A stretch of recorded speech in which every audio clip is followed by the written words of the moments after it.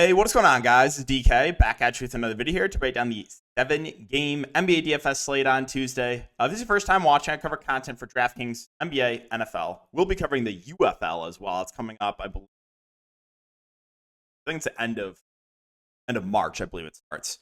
Also cover content for player prop stuff, prize picks, underdog, parlay play, straight betting, all that good stuff. The sponsor of the video, that would be Parlay Play.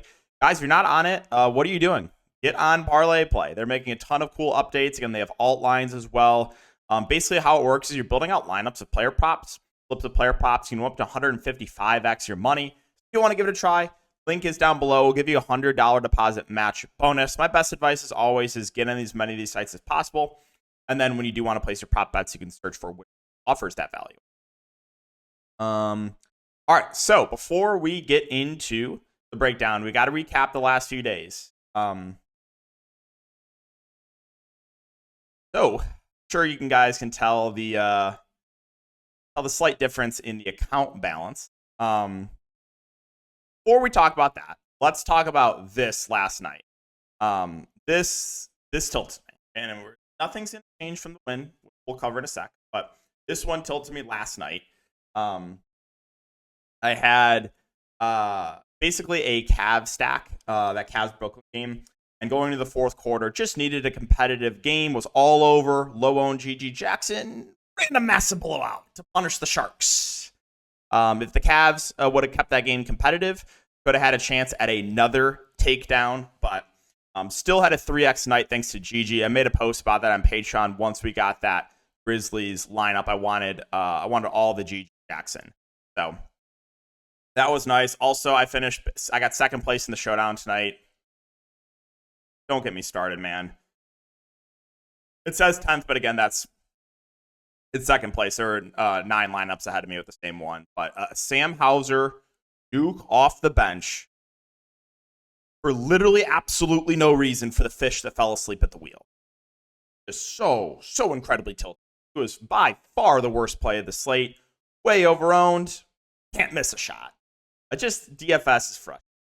But we got to talk about this. I know I always know DFS usually tilted. We'll say that. But finally got the one slate that I was asking for.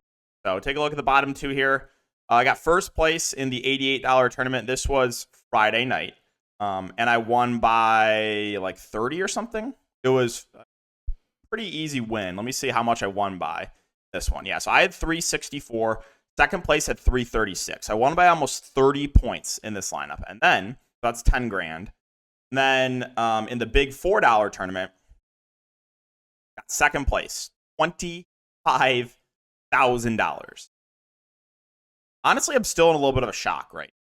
Again, this happened on Friday, but I still couldn't believe it. Before we talk about the lineup, really quick, just for all those that have been watching me since I started this channel back in 2017, 2018, whatever it was. Yeah, thank you guys for all the support. I wouldn't be here without you guys coming and watching these videos and supporting and all that. So just really wanted to thank you guys for all the support throughout the years. This is my biggest one I've had. I've had a few, $5,000 to $10,000 wins. As you guys know, I'm a single entry player, so a lot of the times, like, I just don't have. There's like no chance I'm gonna win a big tournament, but I got what? How many entries were in this? I think it was like 90,000. Yeah, 89,000 entries. I had one lineup, $4 tournament, $4 into 25,000. Let's talk through my lineup. Number one, I want to know is how did the Vasily Micic faders know that day? How did they know? He was over 60% in this tournament, as I thought he should have been. So that one tilted me a bit. But my stand on this slate was I was all over low-owned DeJounte Murray. Anyone that watched my Patreon stream or even watched the stochastic deep dive I did on Friday, you guys knew how high I was on DeJounte Murray. That was like my one really big flag plan. Is I love DeJounte Murray low ownership, 65 fantasy points. I was also very high on the Cavs that day because I felt like they're all going under-owned. They were so shorthanded. Dean Wade was out again. They just had no bodies. I was surprised at sub 20% on LeVert, 5% Niang, 13% Jarrett Allen. Though that was really the big reason why I won the huge money was low on DeJounte and then going heavy on the Cavs. Now I ate some chalk. Again, I ate chalk Misic, I ate chalk Poole, I ate chalk Kuzma, I ate chalk Holmes. So I always talk about, kind of building your lineup with a good combination of chalk and, low owned plays. So I ate the chalk. I thought LeVert was going to be higher owned, to be honest, but I knew the low owned guys that I was getting to was Dejounte, Yang, and Jared Allen. So yeah, that's the recap there, guys. Again, 35K in one night is mind blowing, especially again for a single entry player like myself. So this one's for all the single entry guys out there. Yeah, so that's the recap. It's been just been an insane last few days. We hit a 25x on Prize Picks on Thursday as well. So it's been an incredible run here recently, and yeah, let's see if we can keep it going. Again, guys, if you are looking for more content, DFS advice or player prop stuff, you can check out my Patreon linked down below. If you're looking for straight betting, I do have Dub Club now, giving you guys some straight player prop bets. But yeah, we got 49. I gotta withdraw some. I got about 50K now in the balance. Definitely got to take a draw out here. All right, let's talk about this slate. Philly, New York is the first game here. So on the Philly side, no Embiid, no D'Anthony Melton. You do have Tyrese Maxey back. You guys see the score in this game last time? It was 79-73. A high school game, 79-73 final score. Absolutely disgusting, super low total. A lot of the Philly guys are priced up from when Maxey was out. Maxey's now back. So I think there's not a ton I like in Philly. I think Maxey's playable as a contrarian option. Assuming no limitations, I don't think he'll be limited. He just missed about a week with a concussion, so I think he'll be full go. If he is, I think Maxey's a little bit interesting for tournaments, but I think Tobias overpriced, Oubre's overpriced, Hield's overpriced, Lowry's overpriced. Now, I'm a little bit intrigued by Paul Reed. He's been coming out the bench last couple of games, but he has closed the last two games and 27 and 20 minutes in those games. He is a good point per minute player. Again, I don't have a ton of confidence in his minutes, but when you do get the games where he gets extended, he can smash for you. So I'm a little bit interested in Paul Reed. He does have power forward eligibility as well. I really think it's just those two, and that's it. For the Knicks, also they've been running a tight rotation, but OG is expected back. We'll keep an eye on the news. He's been out for a while, so I assume he'll be on some sort of a limit, but that kind of hurts everyone else. I mean, Brunson's playable at 9-3. I would expect in a competitive game for him to play mid to high 30s minutes. Josh Hart is just playing massive minutes. I expect his minutes to tick down a little bit with OG back. It's just tough. I mean, Precious has played big minutes last couple games. Again, I don't expect those minutes to continue with OG there. There's just not much in this game I like. Let's talk about Washington and Memphis. No Bagley, no Shamu. We got to keep a close eye on the Rashawn Holmes news. Last game, every starter for the Wizards played 35-plus minutes. They started Kuzma at the 5. And the only guy really that got decent minutes on the bench was Jordan Poole. So if there is no Rashawn Holmes, I think these starters are interesting. At 38 minutes for Kuzma last game. Denny Advia, he played 35 minutes. Jordan Poole off the bench struggled, only played 23. Jones in the starting lineup played 38 minutes. Corey Kispert, 39 minutes. Bilal Coulibaly played 36 minutes. So the Wizards, this game should stay competitive. They've been running a relatively tight rotation. I think any of those main rotation guys are interesting. If there's no Holmes, I think Kuzma would be my preferred option because when he starts at the 5, got to boost his floor. Back-to-back 50 bombs there for Kuzma. Denny would look a little bit better as well. They didn't really play a ton of backup bigs. Like a Mourier only played a few minutes. I think they dusted off Anthony Gill and played him for a couple minutes. Who was it? Well, Patrick Baldwin got dusted off and played 11 minutes. But yeah, I think if there's no Rashawn Holmes, all those main rotation players we just covered, I think are good values. This game should stay competitive, too, against Memphis. Now, on the Memphis side, oh, boy. No Jaren, no Vince Williams. Pippen's doubtful. Conchar, Stevens, and Goodwin are all questionable. So, a little bit hard to talk about right now. If all those guys are out, I think they would only have 7, so at least one of the questionable players have to play, right? So, Aldama's 1, Gigi's 2, Laravia's 3, Drew's 4, Kennard 5, Jameson 6, Gabriel 7. Yeah, so at least one of those questionable players have to play for Memphis. I mean, we got to start with Gigi Jackson. Assuming he starts, I think he will. I mean, I think he's your top option. 38 minutes last game. He closed in a blowout as well. I really like Gigi Jackson. Santi Claus Aldama. If the game stays competitive, would expect mid to high 30s minutes from him. I think he looks pretty good. Goodwin, if he starts and is available, I like him. But again, we'll keep an eye on his status. Laravia actually has the second highest usage on the team with Jaren Jackson off the court behind Gigi Jackson. He got in some foul trouble last game. I think he'd be interesting. Drew played big minutes and closed in a blowout, played 28 minutes. Demis and Gabriel could be viable values if a lot of these questionable players are out. So, yeah, Memphis is a little bit tough to talk about, but I'm assuming they're going to be pretty shorthanded. Just depends on how shorthanded they are. Because if they only have like 8 active guys, then Memphis looks really good here against Washington. Indiana, Oklahoma City, Mathurin is out for the year. Naismith's really the guy that benefits there. 30 and 37 minutes over the last couple games without Mathurin. Halliburton, the minutes have been solid on him, but the production is not. 37, 36 minutes in 3 of the last 4 games. 32 here, but that game was a massive blowout. Yeah, I think he's like an interesting buy low candidate. It's not the best matchup here, but if you're going to give Halliburton high 30s minutes, I still think you got to have some interest in him as a tournament play. Siakam is 7.3K. He should continue to play his low to mid 30s minutes, kind of indifferent on him. Miles Turner, 6'3", in competitive games. Most of the time he's playing around 30 minutes, makes him a viable tournament play, but he is foul prone, and he does have Carlisle as his coach, so there always is some risk there. Naismith, again, I think is an interesting play here with the amount of minutes he's been seeing recently. I think he's viable for tournaments. McConnell continues to play well off the bench. He had a huge game last time out, but the minutes are where it's like the minutes are not secure for McConnell. Jalen Smith, I'm always going to mention him because he's getting the backup 5 run, 18 and 20 minutes over the last couple games, and he is a good point per minute player, so with some interest in him for tournaments. For Oklahoma City, Jalen Williams is the big news. He's questionable. If he misses, you should get more solidified minutes for guys like Giddey and Dort and Gordon Hayward. We'll keep an eye on the starting lineup there. SGA would also look better if there is no Jalen Williams. Great spot here, reasonable price point. So SGA looks good. Shout would benefit as well. If Jalen Williams gets ruled out, would be more usage for him.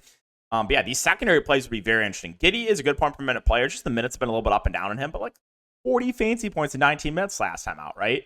Lou Dort would probably play a little bit more. Again, Gordon Hayward really hasn't been playing a ton, but I would expect him to get minutes bump off the bench.